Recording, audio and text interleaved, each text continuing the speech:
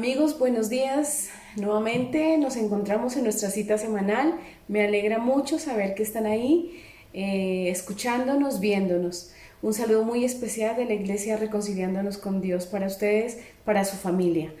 Bueno, retomemos el estudio de este recorrido que estamos haciendo por la Biblia y estamos aquí mirando el segundo libro de Samuel. Estamos viendo cómo David definitivamente ha tomado ya el trono, está entronado aquí, ha ejercido su gobierno y ha venido recuperando y tomando más bien mucho territorio del que Dios, el Señor, hubiera prometido al pueblo de Israel en batallas, un valiente, un digno de estar como rey, porque no solo en teoría, sino él también lideraba las batallas. Bueno, acá vemos como ya David está viviendo en Jerusalén con sus dos mujeres, y aquí hay una serie de hijos que él tiene. Luego la palabra nos menciona que tuvo más mujeres y tuvo diferentes hijos, y así es como la palabra nos empieza ya a narrar algo personal de la vida de David. Su hijo mayor, dice la palabra que Absalón era su hijo mayor y él tenía una hermana que se llamaba Tamar. Bien, cuando habla la palabra así es que Absalón, de la línea directa de Absalón era Tamar, o sea, de su misma madre. Pero tenía otro hermano que se llamaba Amnón, y Amnón también era hermano, pero más bien hermanastro, porque era hijo de otra mujer. Y así es como la palabra nos menciona que nos dice que Amnón era uno de los príncipes. Recordemos que se le denominaba príncipes a los hijos del rey, y dice que él estaba enamorada, locamente perdido, enamorado de Tamar, su hermana. Y dice que fue una cosa tan tremenda, enfermiza, que empezó a presentarse acá en estos sentimientos tan errados, tan definitivamente imposibles de llevar a cabo, y que día a día él seguía y seguía anhelando tener a Tamar. Pero la palabra nos menciona que un consejero de Amnón le dijo un día: pues mira, lo que debes hacer es hacerte el enfermo, y pues un día que Tamar venga a servirte, pues la traes hacia ti. Así fue como dice la palabra. Amnón le dijo a su padre, al rey David, que estaba muy enfermo y que solo quería que su hermana Tamar, le preparara algo de comida y que ella pudiera estar en su casa. Recordemos que los príncipes vivían en sus casas diferente a la casa del rey.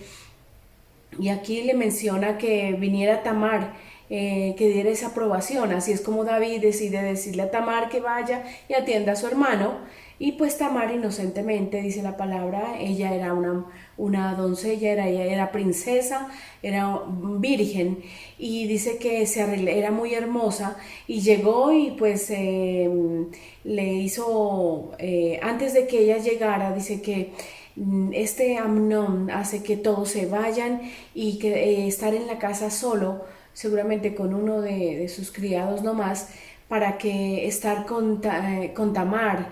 Ella pues le prepara la comida y él le dice que venga y se lo dé en la habitación. Así es como él aprovecha esta situación para violarla. Y aquí se desenvuelve un episodio tremendo para la vida y para el reinado de David. Y vemos cómo Tamar sale corriendo, ha rasgado sus vestiduras como era costumbre, se ha echado ceniza en su cabeza, y su hermano Absalón la recibe y él jura venganza. Y aquí es como una familia empieza a dividirse, porque una rivalidad de dos hermanos empieza a sucumbir esta familia y posiblemente a poner en riesgo el reinado de David. Y vemos como dice un día que Absalón trama un día a un almuerzo que para toda la familia del rey David, sus hermanos, pero David dice que él dice: no, no es bueno que vayamos todos para hacerte carga, y David definitivamente no va. Pero entonces a Absalón le dice que por favor, él quiere invitar a su hermano Amnón y que vayan todos. Así es como todos los hermanos, los hijos de David, se encuentran en la casa de Absalón y allí hay un banquete, pero ya previamente Absalón tiene en su haber, ha calculado, ha maquinado que los criados de él maten a Amnón cuando él haga la seña y cuando él esté tomado. Entonces así sucede el banquete, fueron todos los hijos, estaban felices cuando pues Amnón está entrado en tragos y aquí es donde vienen los siervos de Absalón y lo asesinan. Dice que todos los hijos de David salieron corriendo y vinieron rápidamente las noticias malas al rey y le dijeron: tus hijos han sido muertos por Absalón, todos los príncipes han sido muertos. Pero luego ven que por la colina dice que baja mucha gente y uno de ellos, de los seguramente atalayas del rey, le menciona que son sus hijos y que solo quien ha sido muerto ha sido Amnón, así lo ratifican los príncipes, y pues todos llorando y todo lo que sucedió terrible.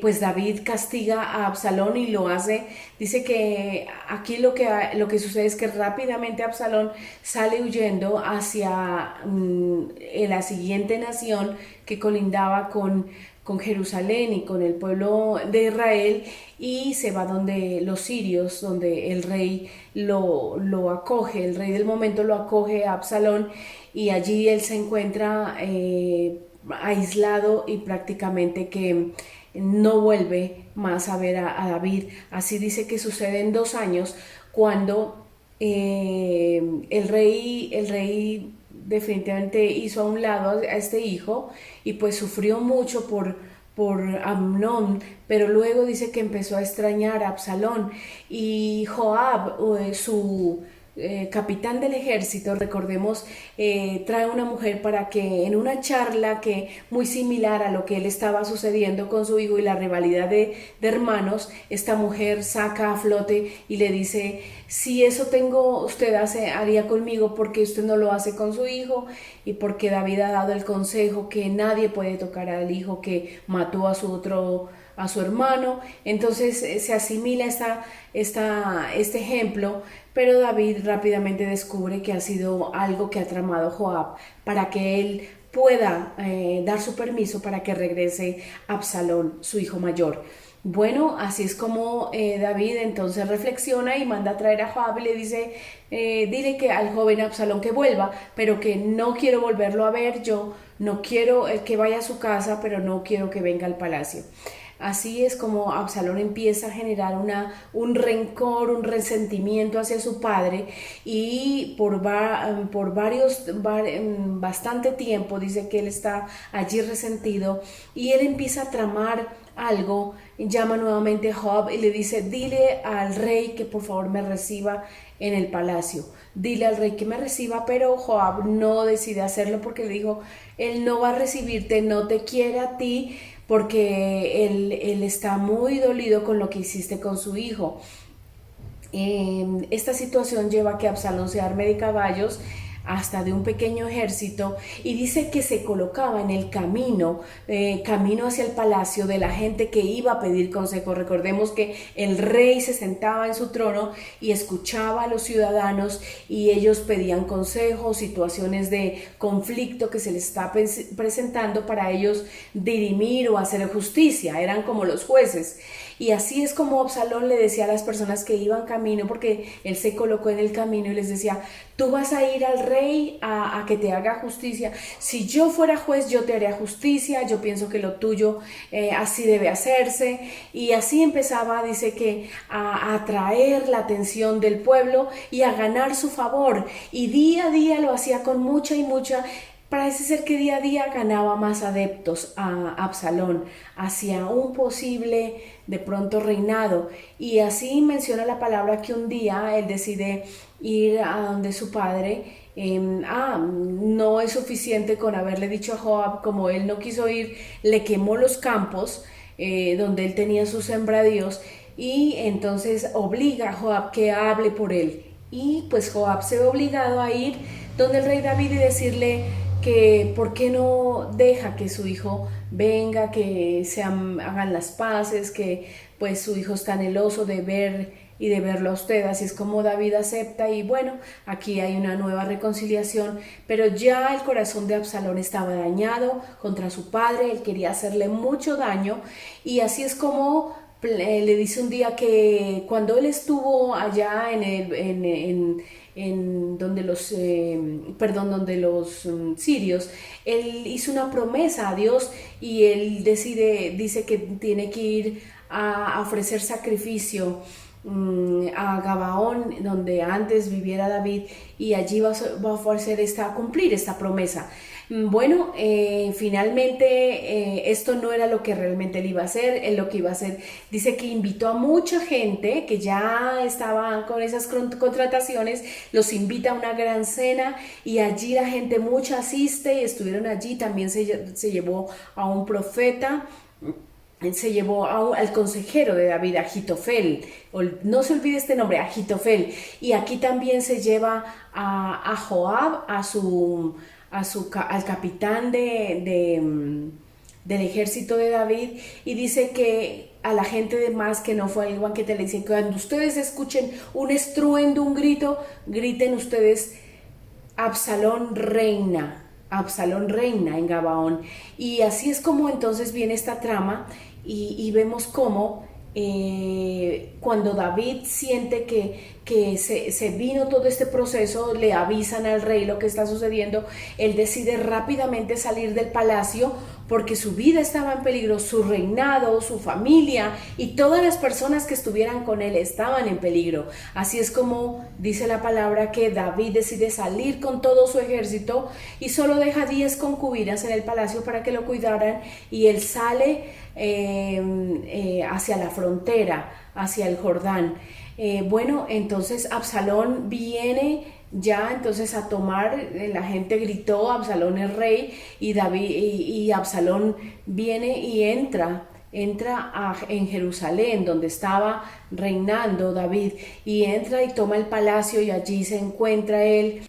Y vemos como un hombre también, Usai, un hombre que seguramente era reconocido también como consejero, pero era extranjero, le sale el camino a David, así como salieron otros a apoyarlo, a darle comida, a atender al rey, porque él se encontraba huyendo.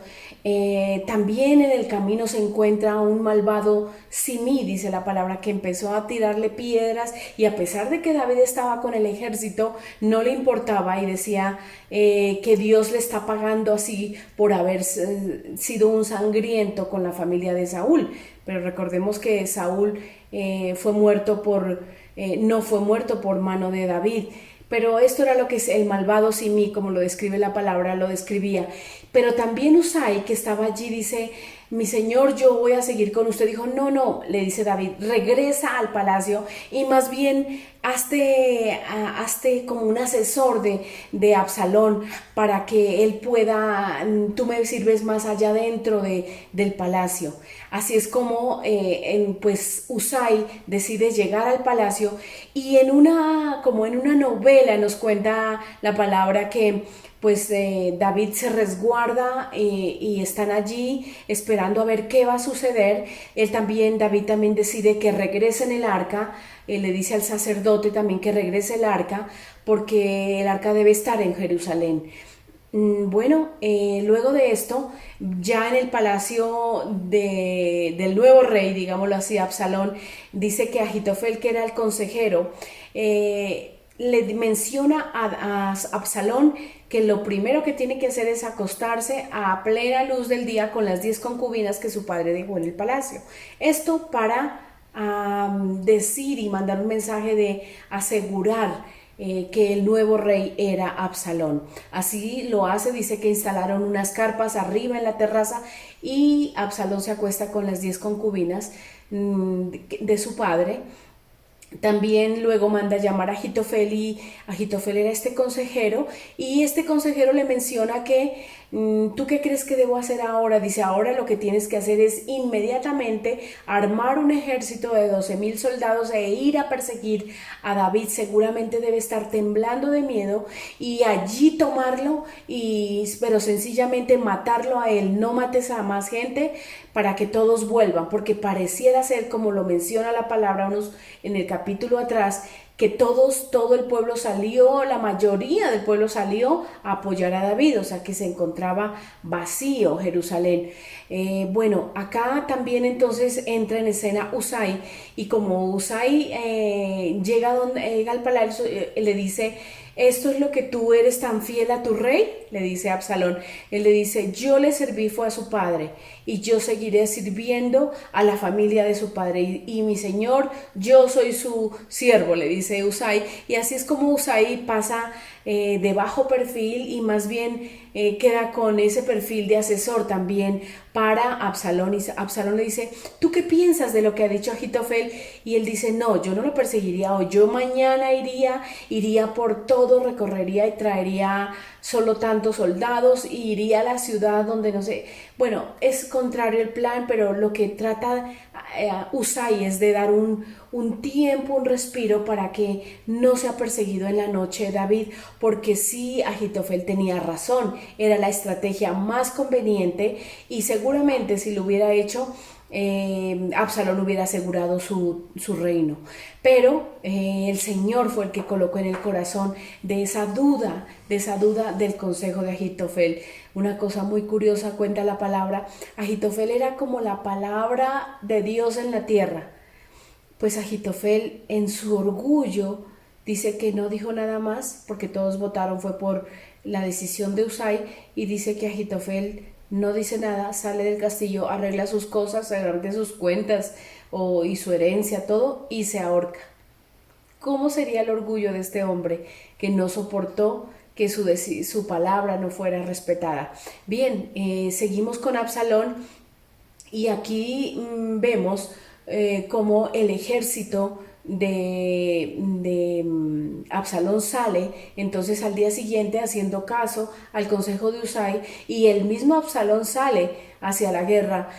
Pero miren, Absalón era el hijo, voy a decir algo, como muchos hijos hoy en día no saben lo que sus padres hacen y tal vez quería hacer lo mismo que su padre hacía, pero él no tenía ni idea de lo que era ir a la guerra. Pues su ejército sale y mientras tanto lo que han aconsejado los asesores de David es que él se quede en un lugar resguardado, en un palacio, no en el real, sino en otro palacio, mientras el ejército pues da la batalla porque dicen, quien es pues estalle en la mira es usted, rey, entonces no va a ir usted. Y va el ejército de David y aquí menciona la palabra como el ejército de Judá se levantó contra Israel y hicieron pues toda una batalla y ganaron y venían ganando esta batalla.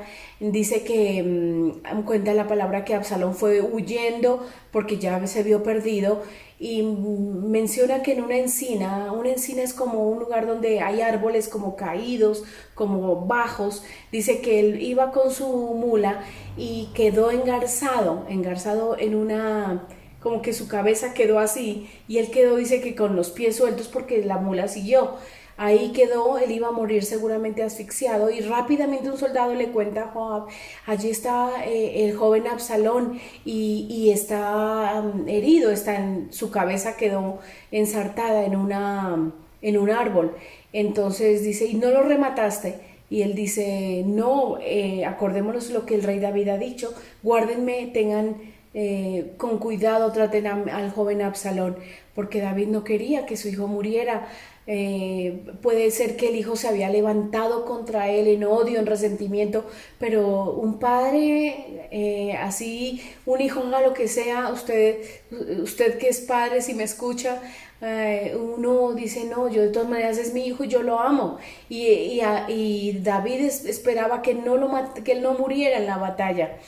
Dice que entonces menciona la palabra como vinieron dos soldados a darle la razón a Saúl, perdón, a David, y le mencionan que el segundo de ellos que llega, el otro como que no quiere decírselo porque Joab ha advertido que no le digan que Absalón ha muerto porque sería terrible, pero el segundo sí le menciona a David que ojalá Dios pague así con todos los que se levantaron contra nuestro rey.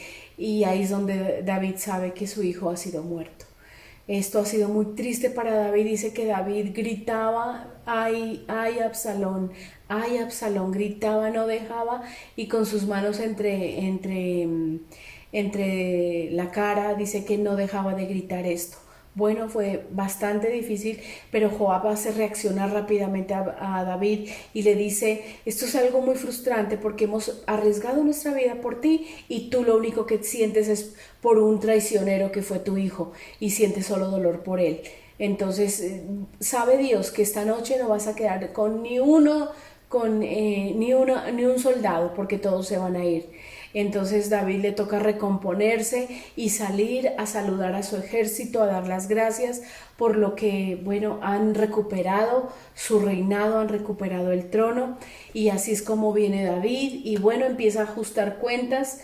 Entonces manda aquí empieza a tomar cuentas y coge a los que ya se pusieron a favor de Absalón, los mata.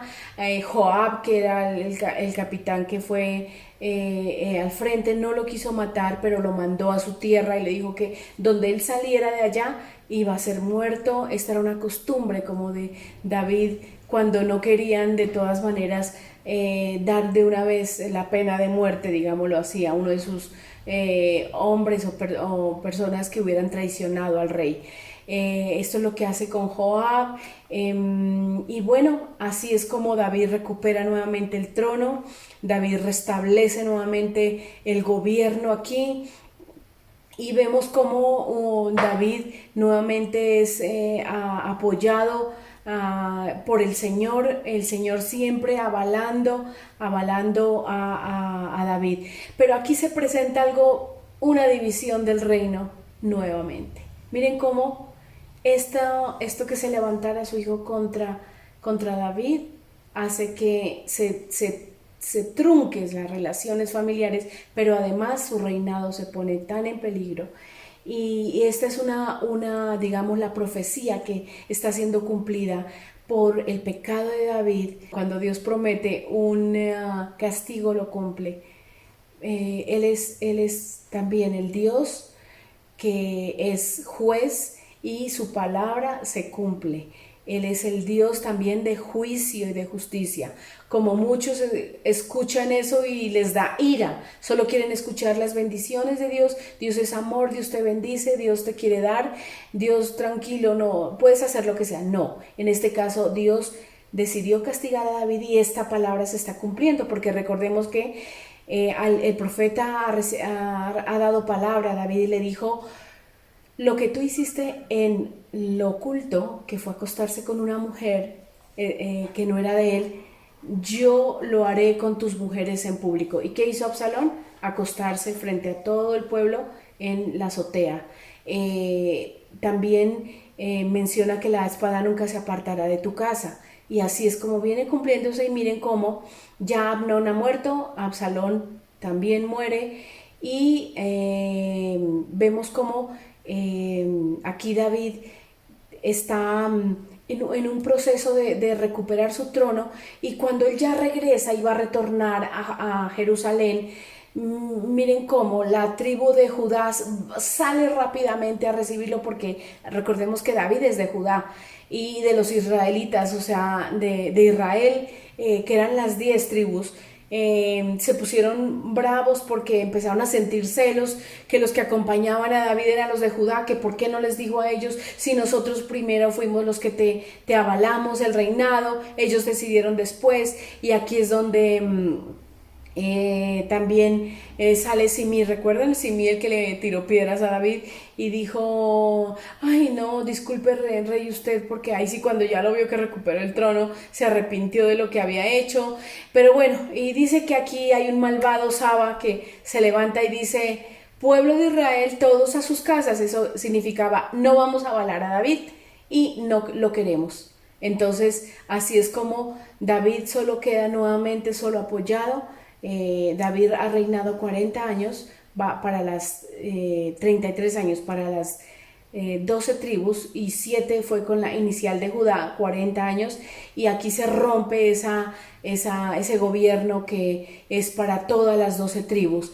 Entonces David dice que pues regresa a su trono, pero aquí viene pues la división del reino, y vemos cómo en un momento dado David se siente agradecido con el Señor, pero también con una sensación amarga en su boca. Y es como David compone el famoso himno que hoy en día es una canción que se canta o se cantaba en las iglesias cristianas, que habla de con mi Dios asaltaré los muros. Este es ese es el himno que compone David. Con mi Dios ejército derribaré. Todo lo de la guerra, todo lo describe en este himno David, muy especial, dando nuevamente las gracias a Dios. Esta es la diferencia con un David que, si bien es un hombre, es pecador, pero todo lo que él hace, lo que en su reinado está, lo agradece a Dios, no lo toma como propio, lo agradece siempre a nuestro Señor. Bien, hermanos, este es como el tema de la ruptura y nuevamente la división del reino, y vamos a ver nuevamente cómo quién viene y se coloca como reino de las otras 10 tribus, que son las denominadas Israel, porque ya tenemos rey de Judá, es David. Entonces seguiremos nuestra narración el próximo domingo. Enseñanzas para hoy. Bueno, creo que nuestras acciones traen consecuencias. No te olvides nunca de eso. Siempre tu pecado te va a alcanzar un día. Dios es un Dios de juicio, y si un día te prometió perdón, lo va a hacer. Pero si dentro de eso está una reprimenda, lo va a cumplir. Así que es mejor andar siempre con el Señor, para que con Él estemos siempre recibiendo tal vez algunas represiones, pero más tomados de su mano las bendiciones. Pero no porque estas sean las primarias en nuestras vidas, pero sí que es una bendición estar tomado de la mano de Dios. Y nunca se te olvida donde vayas a la Conchinchina, pero desde que conociste al Señor debes no soltarte de la mano de Él. Bueno, hermanos, me alegra verles. Vamos a orar y seguidamente tendremos la predicación del Pastor Gregorio. Padre, gracias por este tiempo, por tu bendición.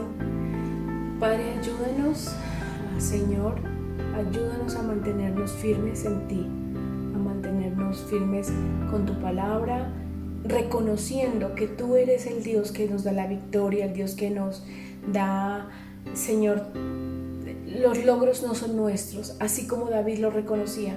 Hoy te podemos decir: lo que hoy tenemos, lo que hoy somos, lo que hoy es nuestra familia, es por ti, Señor. Padre, el orgullo nos debe ser tú en nuestras vidas, Señor. Gracias, Padre, te amamos, te bendecimos. Dios les bendiga, hermanos. Nos vemos el próximo domingo. Nuevamente juntos, amados hermanos y amigos.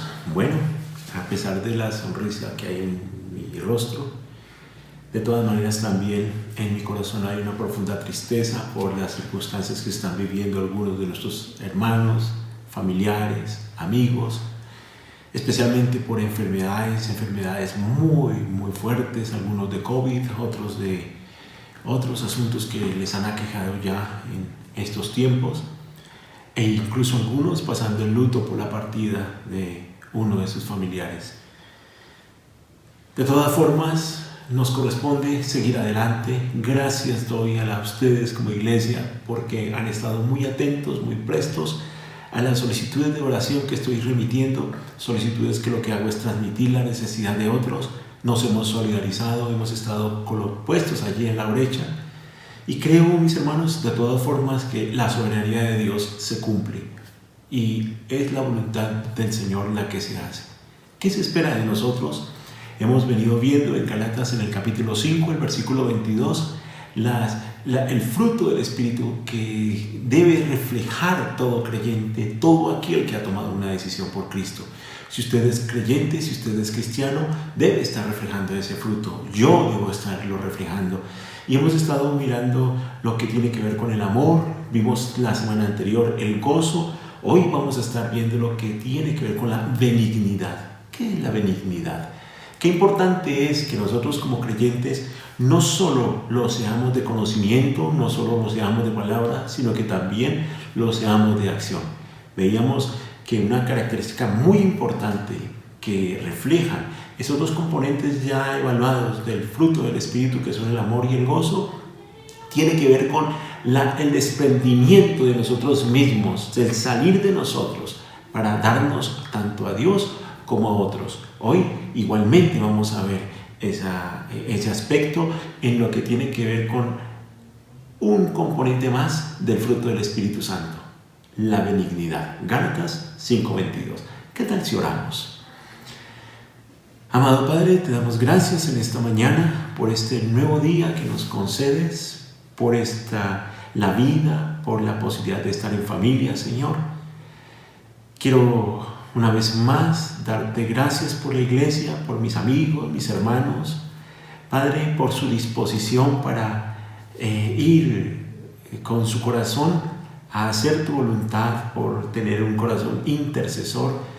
Padre, colocamos delante de tu presencia a familiares, amigos que han estado pasando por momentos difíciles en materia de salud, partida de seres queridos, situaciones difíciles económicas, situaciones difíciles en cada uno de los hogares, Señor. Nos colocamos delante de tu presencia y hoy queremos descansar en ti, Señor. Y no por esas circunstancias que nos han estado acaeciendo, dejaremos de estar reflejando el fruto del Espíritu en nuestras vidas. Por eso nuestro corazón hoy está dispuesto y nuestra mente receptiva a escuchar lo que tiene tu palabra, Señor, para que al ejercitar nuestra voluntad sea coherente ese ejercicio de hacer conforme a lo que tú hoy hablas a nuestras vidas. En el nombre de tu Hijo Jesús. Amén y amén. La benignidad. Bueno, este tema de la benignidad cobra mayor relevancia, especialmente en aquellos que tienen como una autonomía en sus vidas, una autosuficiencia, para quienes la benignidad, tanto darla como recibirla, puede llegar a ser algo como que no tiene espacio en sus vidas. Estamos tan interesados en sí mismos que no hay manera de ir a pensar en otros para aplicar la benignidad. ¿Pero qué es benignidad? Quiero leer esta definición que me ha parecido muy buena de Philip Kenson, que dice lo siguiente: la benignidad es una manifestación particular del amor orientado hacia los demás. La benignidad se manifiesta como una forma especial de ayudar a aquellos que necesitan ayuda. Tal ayuda proviene, en primer lugar, de la ayuda de Dios, ¿sí? Y de la cual el cristiano siempre estará consciente. Siempre. O sea, esto no es algo que lo hago yo por algo mío, sino que proviene primeramente de Dios, que coloca en mí el querer como el hacer. Es parte del fruto del Espíritu, es parte del carácter del creyente en Cristo Jesús, de aquel que dice seguir a Jesús, el abrirse para ayudar a los demás, pero saber y ser consciente que lo que está haciendo proviene primeramente de Dios. Y cuando hablamos de aquellas personas que son autosuficientes, podríamos pensar, ¿qué es la autosuficiencia? Bueno, la podemos ver desde dos puntos de vista. Una, cuando se trata de buscar ayuda de terceros. La autosuficiencia, aquellas personas que son autosuficientes no lo pueden. Es como si mostraran una debilidad, es ceder a una debilidad. Ir a buscar ayuda hemos tenido la experiencia, tristemente, en casos no lejanos, ¿sí? Aún en la iglesia, en la familia, en amigos, que se sienten mal de ir a recibir una ayuda. Ir yo a recibir una ayuda eso es una característica de aquellas personas que son autosuficientes. Yo todo lo tengo resuelto, yo tengo cómo manejar las cosas y yo voy a defenderme por mí mismo. Pero también desde el punto de vista de ofrecer ayuda, ya no de buscarla, sino de ofrecerla, puede llegar a considerarse, oiga, esto es como, no, también termina siendo como una debilidad, como que no, mientras que recibirla es una afrenta, es como sentirme ofendido porque me estén insinuando siquiera que yo necesito algo de ayuda. El darla también es como una manifestación de debilidad de mi carácter. Eso tiene que ver con aquellas personas que tienen una como autonomía en sus vidas y yo no dependo de nadie más y tampoco los demás tienen por qué depender de mí. Debemos ser autosuficientes. Eso no debe ser una parte de la característica de la vida de un creyente en Cristo Jesús. De un seguidor de Cristo se espera algo diferente. Es importante tener en cuenta entonces que la benignidad implica reciprocidad, o sea, dar, pero también estar dispuestos a recibir. Seguramente ustedes recordarán en aquella oportunidad en que les comenté lo difícil que fue para mi esposa y para mí hace varios años, estando una de nuestras hijas hospitalizada, el recibir una ofrenda. O sea, nos confrontó. Habitualmente se consideraba que nosotros estábamos en una situación económica que no requeríamos y para nosotros era también hasta difícil ir a pedirle a alguien ayuda, ¿sí? Pero cuando nos llegó una ofrenda de la iglesia donde nos congregábamos, al enterarse que estábamos pasando por necesidad, que estaba nuestra hija hospitalizada, ellos del Señor fueron con toda seguridad guiados por el Señor a que nos enviaron esa ofrenda. El Señor sabía que lo necesitábamos, pero para nosotros fue incómodo y allí fue donde pudimos aprender lo difícil que es para aquellos que estamos en una posición acostumbrados a dar a otros, a ayudar a otros, el tener también la capacidad de recibir ayuda de parte de otros. El Señor nos lleva a aprender, incluso en la adversidad, la reciprocidad. Y la reciprocidad, como lo estoy mencionando, es dar, pero también recibir de esa gracia de una manera libre, espontánea, y es algo que se da entre personas necesitadas, que no implica y no es una manifestación de un espíritu de independencia, sino contrario a esto, es como una manifestación de interdependencia. Es un reconocer que nos necesitamos unos a otros. Hay una conexión muy especial, como les mencionaba al comienzo, entre lo que es esa parte del fruto que es el amor con esta parte del fruto que es la benignidad. Es una conexión estrecha e incluso el Señor Jesucristo nos la muestra. Ustedes recordarán la parábola del buen samaritano y Él nos muestra a través de esa parábola esa conexión tan especial que existe entre el amor y la benignidad.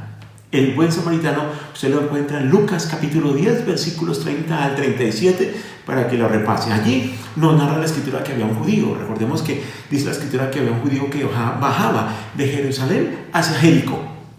Y allí lo abordaron unos ladrones quienes, además de haberle robado la ropa, le golpearon de manera tal que lo dejaron prácticamente muerto y lo dejaron tirado al costado del camino.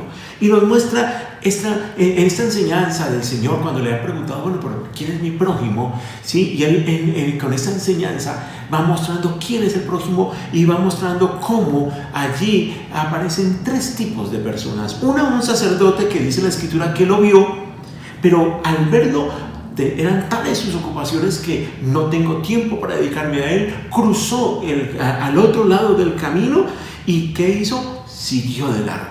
Así lo narra la escritura en Lucas 10. Y luego también manifiesta que había una persona que era de los colaboradores del templo. Era una persona que ayudaba en el templo. ¿Qué se espera de una persona que es sacerdote? ¿Qué se espera de una persona que es ayudante de un templo? Y permítame decirle que aquí cuando hablo de sacerdote no me estoy refiriendo exclusivamente a aquellos de la religión católica reconocidos como tal, sino porque la escritura también dice la escritura cerca de nosotros, dice, vosotros sois real sacerdocio, nación santa. Seguramente también el Señor tenga que confrontarnos con esto a nosotros. Ya, pero aquí también, cuando habla del ayudante del templo, dice lo siguiente, dice que él pasó, ¿sí? Lo vio tirado, no, ellos no fueron ajenos a esto, pero siguió de largo, pasando también por el otro lado. Pero luego habla del samaritano y dice que este era, de una manera particular, señala despreciado. ¿Por qué el Señor menciona esto? Y esta palabra se le está hablando a los judíos, porque entre judíos y samaritanos había un conflicto tal, un odio tan relevante, que incluso cuando alguno decidía pasar, iba a pasar de uno a otro, decidía no pasar. Los judíos no pasaban por Samaria con tal de no encontrarse con ellos, a pesar de que ellos formaban parte del pueblo de Israel. Ellos venían de las tribus del norte, los judíos de la tribu del sur, de las partes sur de la nación, pero hubo una situación de división, de conflicto entre ellos, tal que hubo un odio tan rotundo que ni siquiera querían encontrarse, pasar el uno al lado del otro. Pero aquí el Señor los confronta a ellos diciendo: pasó un samaritano que era despreciado. Y miren lo que va diciendo acerca de él. Dice, lo vio, pero además de verlo, sintió compasión de él. No es suficiente con ver la necesidad, también es necesario que nuestro corazón sea enternecido. Por eso el amor juega aquí un papel fundamental. Sintió compasión de él. Dice la Escritura que se le acercó. Él no lo evadió, él no cruzó al otro lado. Y a pesar de que el que estaba afectado era un judío que lo despreciaba, un judío que lo tenía en mala estima, sin embargo este hombre se acercó a él y dice, alivió sus heridas. ¿Con qué? La alivió con vino y con aceite de oliva, pero además las vendó y subió al hombre en su propio burro y lo llevó a un aposento allí, como a un hotel, lo alojó y dice la Escritura que cuidó de él. Llama la atención que este hombre se detuvo incluso hasta una noche, porque quedó allí velando por este hombre hasta que ver que pudiera estar recuperado. Y al día siguiente, no bastó eso, sino que la Escritura nos narra que él tomó unas monedas de plata y se las entregó al hospedador y le dijo, mire, aquí está el dinero, por favor, cuide de él. Si por alguna razón usted llega a gastar más dinero, o sea, lo que usted tenga que hacer le implica mayor costo, la próxima vez que yo pase por acá, yo me comprometo a pagar lo que haya colocado de más. Y aquí entonces surge lo que, después de que el Señor les cuenta esta parábola, lanza la pregunta. Y esa pregunta final les lleva, y es para mostrar esa manera vívida en que se da la conexión entre el amor y la benignidad. Dos partes del fruto del Espíritu Santo que hoy para nosotros se constituyen una oportunidad para evaluar qué tanto como creyentes realmente tenemos del fruto del Espíritu Santo. Usted puede orar, pedir que le pongan las manos y póngame las manos para ser lleno del Espíritu Santo. Usted puede pedir dones, pero quiero decirle que estas enseñanzas que estamos viendo son muy tangibles, son muy palpables, son muy comprobables acerca de si usted tiene o no el Espíritu Santo, y no necesita que le impongan manos. Todo lo que usted y yo necesitamos es que esta palabra, una vez habiéndonos hablado, nosotros hagamos conexión con ella y la apliquemos. Esta palabra es para usted y para mí. El Señor les pregunta de la siguiente manera, esto lo encuentro en los versículos 36 y 37 de Lucas 10. ¿Quién pues? Dice así, ¿quién pues de estos tres te parece que fue el prójimo del que cayó en manos de los ladrones? ¿Quién? Creo que tanto usted como yo estaremos de acuerdo con esta respuesta que dio este hombre. Él dijo, el que usó de misericordia con él. ¿Y saben qué dijo Jesús? Lo mismo que hoy le está diciendo a usted y me está diciendo a mí. Ve y haz tú lo mismo. Esa es la benignidad. Si usted ve a una persona en necesidad y pasa de largo, usted no tiene el fruto del Espíritu Santo en su vida y necesita hacer un cambio en ella. Por eso el Señor hoy nos hace, y le quiero formular a usted con base en esta enseñanza que el Señor nos ha dado, al haber formulado esa pregunta, y al haber afirmado, ve tú y haz lo mismo, quiero hacerle esta pregunta. Primero, ¿qué le impide a usted el ser benigno, misericordioso con otros. ¿Qué es lo que le impide? Está encerrado en su propio problema, en su propia necesidad. Tan fuerte es que considera que no es posible dar misericordia para otro. ¿Qué experiencias ha tenido usted con eso? ¿Alguna vez ha tenido la experiencia del sacerdote, del ayudante del templo? Quizá usted colabora en una iglesia, pero cuando se trata de esta parte vivencial, le es difícil aplicarla. En segundo lugar, quiero hacerle una pregunta. Si usted examina el origen de lo que puede estar llevándole a no vivir esta palabra, ¿en dónde lo encuentra? ¿Es tal vez algo cultural? Hemos estado en zonas donde llevamos de todo y a veces recibimos muy poco o tal vez nada. Con personas que tienen esas luchas, porque culturalmente es algo que lleva arraigado de siglos. Esa cultura les es difícil darse a los demás y darse dando. Son más receptivos para tender las manos, para recibir, que para tender las manos, que para dar. Culturalmente, o es una característica de su personalidad, o es un rasgo de su familia que se ha caracterizado por eso, que ha llegado al punto en donde a usted le es difícil ser benigno con otros.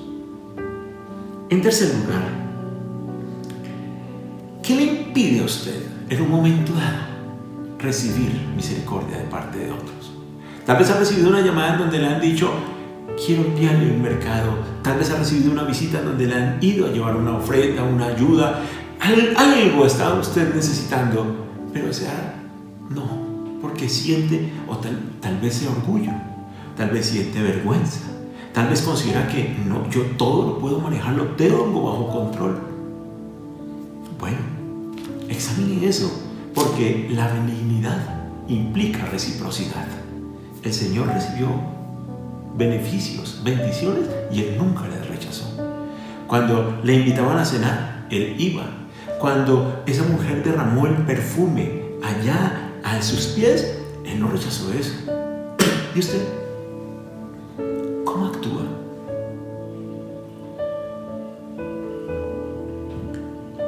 Le quiero preguntar también: ¿ha conocido, y estoy seguro, convencido que usted ha conocido personas que han sido benignas? Esas personas, cuando lo han sido, ¿cómo lo han hecho?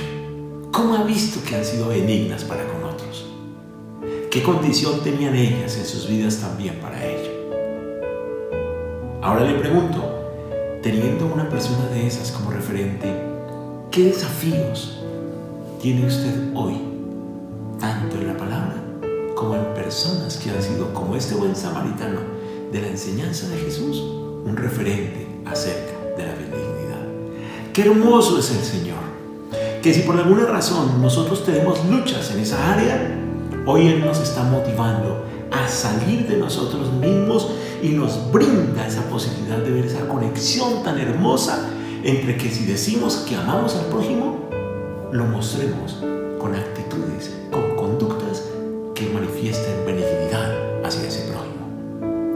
Que si decimos que amamos a Dios y amamos al prójimo, también comprendamos y aceptemos el amor de Dios manifestado a través de otros que se quiere dirigir hacia nosotros en momentos en que identifican que estamos pasando por una necesidad.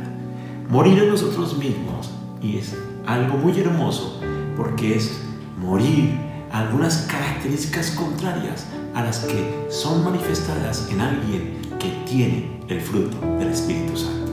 Llamamos por tres. Hemos aprendido del amor como una característica, un componente del fruto del Espíritu Santo. Hemos aprendido del gozo, que en medio de todas las circunstancias es diferente a la felicidad, pero que hoy podemos estarlo ya viviendo. El día de hoy, para ejercitarnos y desarrollar ese componente, porque como lo hemos visto, si bien el fruto es algo que proviene de Dios, también nosotros, como el agricultor tiene que hacer una tarea, tenemos la responsabilidad de que en nuestras vidas se cultive el fruto del Espíritu Santo y hoy hemos visto el de la benignidad. Sea este un tiempo tan difícil que están pasando muchos, para que salgamos de nosotros mismos y seamos benignos para con otros. Sea este tiempo tan propicio por las necesidades que estamos pasando, para que nuestro corazón esté dispuesto a recibir la ayuda de otros. Estamos en una etapa en el mundo, en la humanidad, pasando por una etapa tan compleja que de diferentes maneras podemos ayudar a otros y podemos recibir ayuda de otros. Examine su vida y a partir de ahora, si esta es una característica de su vida, dele gracias al Señor, recordando que es en virtud de lo que Él hace, primeramente, que usted es benigno. Pero si en esto hay debilidad, hay fragilidad y necesita desarrollar este componente del Espíritu Santo, pidámosle al Señor su ayuda, pero también no solo nos quedemos pidiendo, ayúdame a ser benigno, provéeme para ser benigno. No, démonos de una vez a otros, seamos benignos, porque esta es una característica que ya se espera que demos. No puede esperar que otros oren por usted, no puede esperar que el Señor siga haciendo algo, porque su palabra es clara. El Señor Jesucristo dijo: ve tú y haz lo mismo. Vamos a orar.